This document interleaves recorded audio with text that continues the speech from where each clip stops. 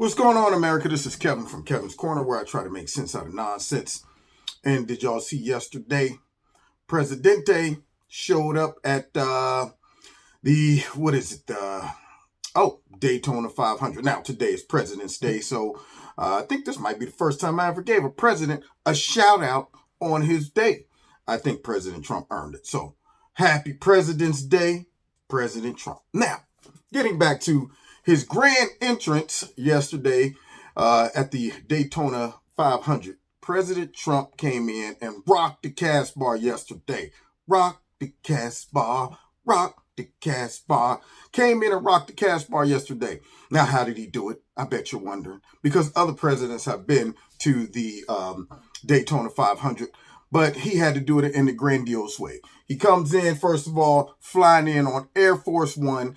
Came, I think they said, roughly 800 feet or so from all the people in the stadium where the track was. Now, I don't know about you. I would be flabbergasted. I would be immediately astonished to see Air Force One fly that close over the head. And I mean, can you imagine the pressure on that pilot? I mean, the vetting process that you got to go through to be able to fly Air Force One. There's a lot riding on your skills. I'm sure you're sitting in the interview like, I've been flying now for 45 years. I'm really good at what I do. I mean, have you ever swerved a little bit while you was in it? Well, I mean, one time there was a pigeon flew and I was like, oh, whoa, but that was it. That was the only time. You know what? We're not going to be able to use you. Yeah, next. So I'm sure the vetting process is big when it comes down to flying the president around the Air Force One. But that was real cool that they flew right down that close to the people.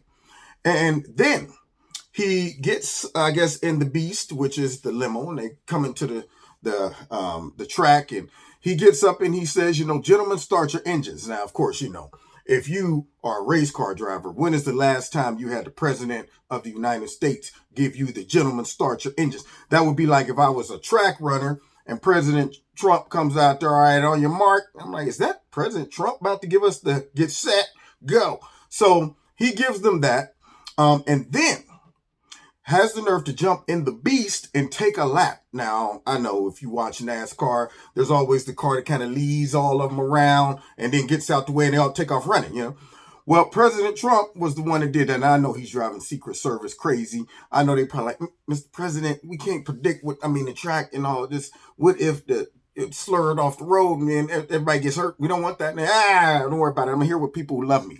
So they take the lap.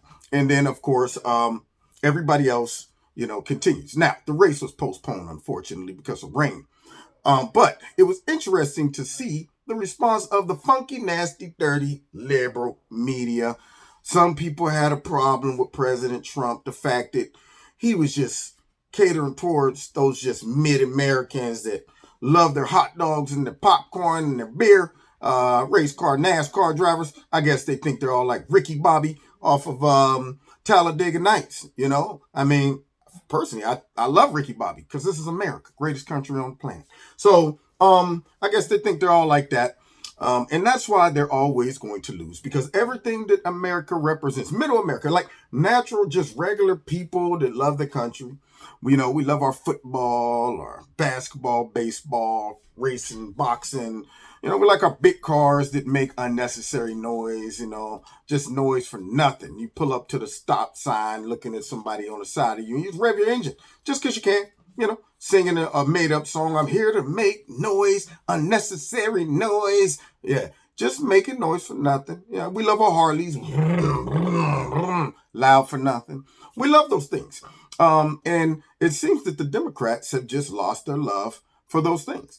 And even if they haven't, they make it appear that they have, because see, everything that Trump enjoys, the way he blends in with the common people. Who does that? Who flies in and said, I'm just here to chill with y'all at NASCAR? Who shows up at the football game, LSU? When are they going to learn that a lot of Americans like the fact that he says things like America first, things like that? He talks about loving your country and patriotism and honoring our troops and police officers. He talks about a little thing called law and order, making sure that we have a sovereign country, little things like that just gets under the skin of a lot of liberals and definitely under the skin of the liberal media and the funky, crooked, dirty, stinking, nasty Democrats, which makes them come across as arrogant, snobby, and elitist. When they look down their nose at the people at NASCAR, like he's just pandering towards his base.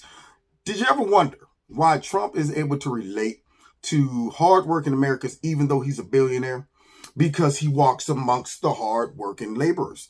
He talks the language. He speaks American. And it's not a language, it's an attitude. He knows that even though I've been blessed to make all this money, I also know who and how many people helped me do this. You think Trump was out there building all of those things by himself? Hey, I'm going to throw up the Empire State Building all by myself. Son, go get the ratchet. Oh, yeah, I need you to go get the chainsaw because I got to cut some. No, he didn't do that. It was hardworking Americans. And you see how so many other politicians and elitists just crap all over those people and will bring in people to replace them.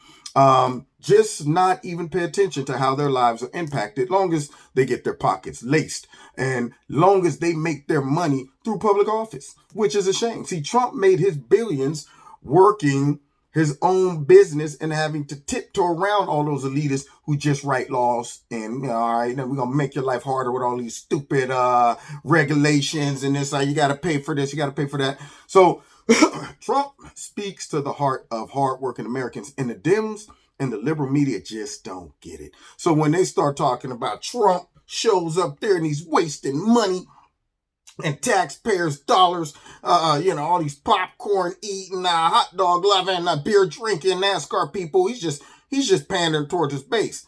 Well, even if he is, his base is like most of Americans who have a job and can look and see that the policies that he's presenting is benefiting and making a difference in Americans' lives, even though they'll look you in the face with the nasty media and the Democrats and tell you it's not. Yeah, sitting there, I got a raise in my 401k. It's great, but you're telling me the economy sucks. It's not working for everybody, as if any economy will ever work for all people. So they're going to do what they do, but that is why they just don't get it. President Trump, that whole move yesterday was amazing. I don't even watch NASCAR. I don't even watch racing. I was watching it. I was sitting there like, why am I into this for some reason? Same thing with politics. Why do you think so many people are into politics now? It wasn't as polarized before Trump ran, or when he ran and started speaking American.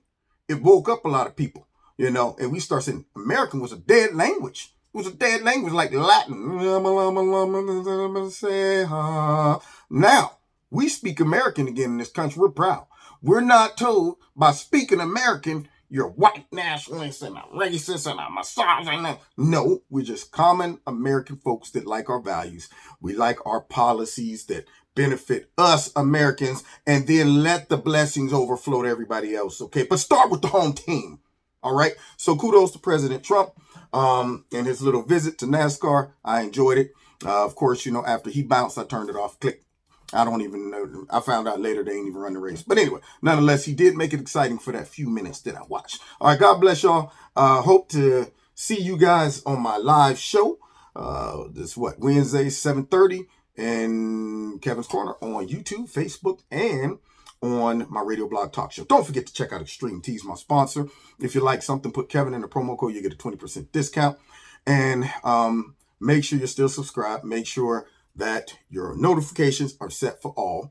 And then if you want to donate to Kevin and Kevin's Corner, feel free. I won't stop you.